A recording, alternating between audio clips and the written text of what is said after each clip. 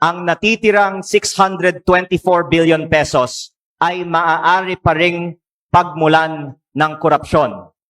Dahil kung babanggitin ko ang pahayag ni dating DPWH Undersecretary Roberto Bernardo, almost 100% ng mga bidding sa DPWH sa buong bansa ay luto.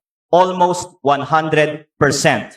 Pagkatapos ng lahat ng mga flood control hearings in aid of legislation, hindi natin dapat aprubahan ang parehong mga presyo sa mga proyekto ng DPWH. Kaya iminamungkahi kong ibaba ng 25% ang mga presyo ng DPWH upang mabawasan ang posibleng 150 billion pesos ng posibleng kickbacks.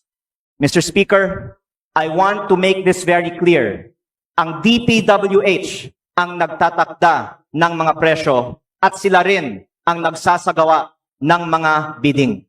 At kahit hindi kunin ng isang congressman ang kickback mula sa mga proyekto ng DPWH sa kanyang distrito, makukuha naman daw pa ng mga taga-DPWH ang kickback mula dito.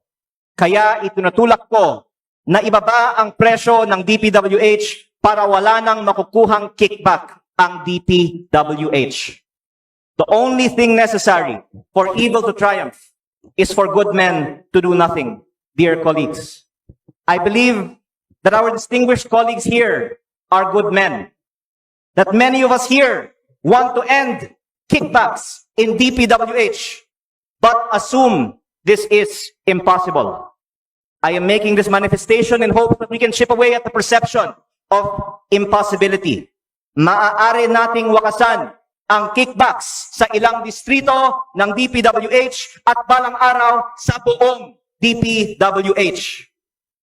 Distinguished colleagues, dagdag ko rin po dito na ang Region 4A ay halos 15% ng population at GDP ng buong bansa. Pero nakakakuha ng mahigit kumulang 10% lamang ng budget ng DPWH. Kaya dahil nandito po ako sa seksyon ng mga kinatawan ng Batangas, Cavite, Laguna, Quezon at Rizal, nakikiusap po ako na kung sa susunod na bersyon nitong panukalang budget ng 2026, may savings ang mga presyo ng DPWH, sana dagdagan naman ang share ng budget ng mga distrito ng Region 4A.